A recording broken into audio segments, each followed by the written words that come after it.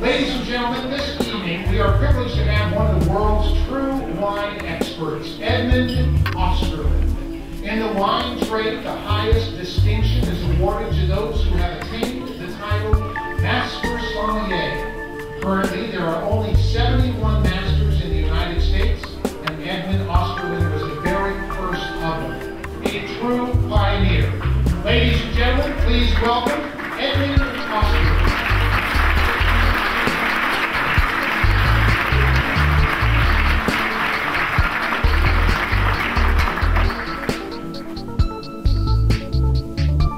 Good evening, ladies and gentlemen. My name is Edmund Osterland, and I'm a master sommelier. So he's a master sommelier? We're going to test some food and wine, and I'm going to teach you a little bit about how to eat the food with the wine. I've spent over 30 years becoming an expert, and I think you will learn something very well tonight. Is everyone ready? I don't think so! Give me 5! I need some hands. Okay, you've probably guessed. I'm not really French. I'm from New Jersey. So how does a guy like me, a psychology major from New Jersey, become the first American master sommelier? It all started after I graduated from college and took a trip to Honolulu. Ended up in grad school and flat broke. I needed a job. Well, think about this. If you go to school all day, you got to work at night. If you got to work at night in Honolulu, options: waiter, bartender. Okay? Now, I never did any one of those, so I lied my way into the Ilikai Hotel, filled out the application lying like crazy, and they stuck me on the top of the 32 floors up at the top of the eye, and now I'm a waiter. One night, something happened that really kind of changed my life. And what that was the maitre d' was walking through the dining room with his hardware in his hands, and he's on a hunt. He's looking for somebody, you know, and he's looking around, he can't seem to find anybody, and he's marching through, and, you know, us waiters, we were just kind of doing our job, cleaning glasses. You know, so all of a sudden, he's looking here, and he goes, Rodney, oh, baby, hey. Hey. He goes, Pierre, the sommelier, he just called in sick. You the man. I didn't find that too funny myself. I said to the guy, I can't do that. I won't. I can't. I'm not doing that. The guy said, you will. You know, I got a lot of problems tonight. One of them's not going to be you, pal. He goes, here's the rules. Red wine, it goes with meat. White wine, you serve that with fish. If anybody's on the fence, just pitch them a little rosé. Oh, if understanding wine was only that easy. Back to Honolulu. I made tons of money there as a sommelier. So I thought, why not go to wine school in France? So that's what I did.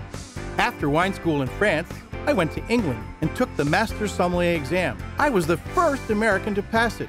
And voila! That meant now I was the first American Master Sommelier. And with this honor comes the awesome responsibility to share with you what I've learned about entertaining with wine. Let's start with a typical home party. The average guy walks in, he grabs one of those macadamia nuts, and he pops it in his mouth, gets that guy going. That's pretty good. I think I have another one. In fact, that's so good. Maybe I'll just carry the dish. That way I can load my mouth every 5 seconds with these little nuggets of salt and fat. So, rule number 1, serve the best first. Stop serving that simple stuff. What you want to do is you want to put the best thing they're going to have all night long in front of them right away, and you can't miss. Everyone always asks me, Eddie, at a wine tasting, what's the best way to cleanse the palate? I'm going to taste the first wine. Then, we have crackers and bread. I'm going to cleanse the palate. So now, I'm cleansing the palate so I can taste the second wine.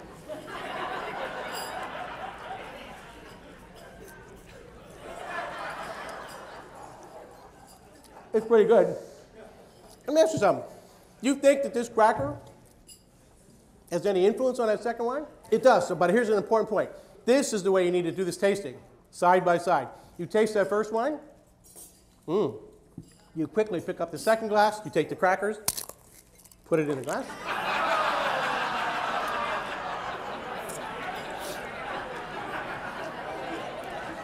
You see what just happened here? It tastes just the same, and you just saved a whole step. Eddie, what about wine and cheese? Let's get a nice reel of brie. Let's buy that and buy it about 3 days before you're going to serve it, so it starts to get nice and gooey and runny, you know?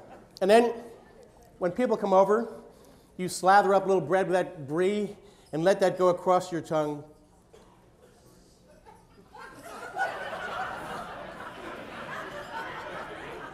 And then you try this red wine, and you know what's nice? You don't even have to taste that nastiness in that red wine, because you can't.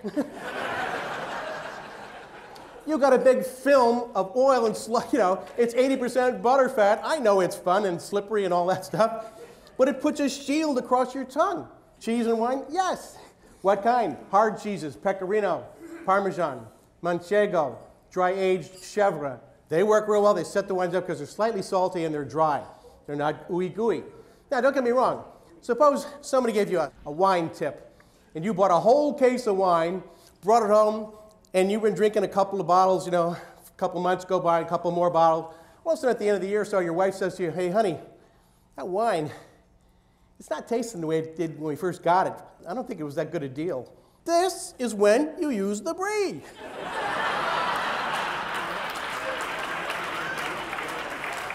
You can stretch that wine for another year. So, Eddie, how much does a good bottle of wine cost? Serious wine starts at $36 a bottle, retail. Okay? Ooh, get a little quiet here, yeah. That's not to say that I don't drink $15 bottles of wine, but I just want to say something. The idea is you got somebody coming over and you want to impress them. Here's how you do it. They don't know good wine, because if most people don't spend more than $15 on a bottle of wine, then you connect the dots. They've never had serious wine. So the idea is you want to show them how good wine can get. You want to have them go, what's this? Never had anything like that. And the way you do is you put two wines in front of the people simultaneously so that they can taste one against the other. So you say to your guests, oh, try these two wines. They're both Chardonnays. Well, they take them up, they drink them, side. Oh, they're very nice, they're different. Then you say something like this. Well, one's from France and one's from California. The one that's tart is French, the one that's sweet is Californian. They go back and they try them, and they go, oh, this one must be French. And I go, yeah. And they go, really? You know? And your guests learn about wine in your home from you. And here's how to have your guests feel special from the moment they arrive. You probably just saw this ad on TV over the holidays. You've seen this one before. It goes like this. Ding, da-da-ding, ding, da-da-ding, ding. And they run it from December 16th to January 2nd. On January 2nd, they rip it back off, slap that baby on a hard drive, and go, that's for next year, because it's no good, you know, during the year. By living in France with a family for 4 years, I noticed that every time this family had people over, they started with champagne. Imagine, it's 7 o'clock at night, the doorbell rings, bing, bong, you know, and you're standing there, as you open the door, you've got a tray with some nice champagne flutes, and all you're looking for is for them to look at you and kind of go, ah, it's just us, and you're serving champagne. Champagne, just as your guests arrive. What a great way to make them feel special. Well, it's time to go, but first, I'd like to tell you the funniest thing I've ever experienced as a master sommelier. One day, I'm down in the wine cellar one evening, and a waiter comes running up to the top of the wine cellar. He goes, Eddie, viens ici, tout de suite, get up here. So I charge up the spiral staircase. I said, what's up? He goes, go out to table 25. The guy wants to see you right away. I go out to table 25, and here's some guy there with two babes, you know, one on each arm. He's got the wine list, and he goes, is this all you have? I said, what was monsieur looking for? He said, well, something better than this. You know, I said, well, down in the cave, you know, in this wine cellar, I mean, we got 2 bottles of 1947 Chateau du Gros Beaucaillou. The guy says, very well, bring them both. You know, I'm on commission, and these things are $400 a bottle. So I come out, I got, you know, the 2 bottles, you know, for him, and I very carefully decant them, you know, with the candles. You've seen that act, you know. So then I go to pour the guy his wine, and he puts his hand over the glass, which is the international symbol to say, don't go there, don't want that. And then he's looking at me, goes, you are the sommelier, aren't you? I said, but of course.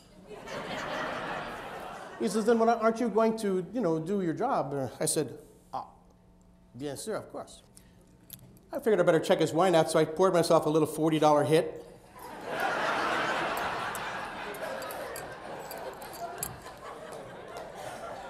But you know, the guy had 2 bottles.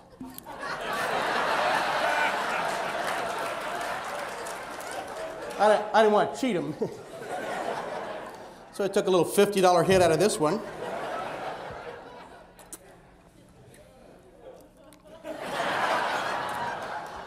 And I said, not only was 1947 a good year, but Monsieur Bory, the owner, told me it was the finest vintage he ever made, and that, with your steak, Diane, is going to be marriage in heaven. Okay, so it's very well, you may pour. So I pour some for Mademoiselle, some for Madame, none of my business. You know, and I sit back there,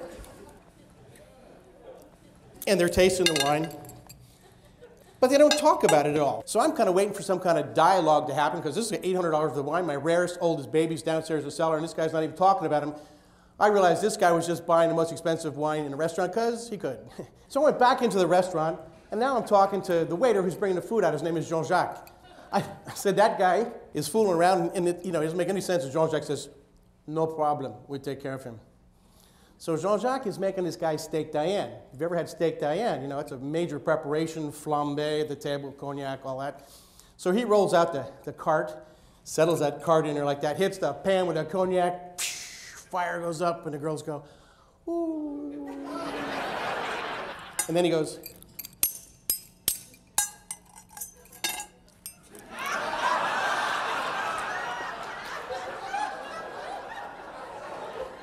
guy says, what are you doing? And Jean-Jacques, I'll never forget the way he delivered it, goes, well, I'm tasting your steak. Taste your steak, smell the cork. If you leave this room and you ever smell a cork again, you didn't listen. It smells like a cork with wine on the end of it. And that's really what enjoying wine is all about. Enjoying it without any pretension. This master sommelier Eddie, he may not be French, but I like him anyway. And of course, his humor is just way over the top. He's a fun guy to spend an evening with. Eddie was a lot of fun. I thought it was going to be kind of boring. He engaged the audience. I was so impressed by that. Looking around my table, everybody was just enthralled. Nobody was eating their food. Nobody was even drinking. They were just soaking up everything that Eddie had to say. Eddie was outrageous. His humor rippled through the audience. It was so amazing. He just totally surprised us. He's so down to earth, and yet he wants to make sure that we leave the room with some knowledge that we haven't had before. The champagne comes out first because Eddie says, give him the best first. I've learned so much tonight about wine and good wine. You could tell that he had the knowledge when he was talking to you, you know, and it was really there. I enjoyed every minute of it. Most sommeliers you listen to, even at, you know, go to good restaurants, they're all sort of highfalutin. Eddie's not like that. He explained it in English that we could understand and use. If you want to have a good combination of humor and useful information about wine, go and see Eddie. You will not regret it. I can tell you that Trader Joe's are going to lose a lot of business for $2 chuck.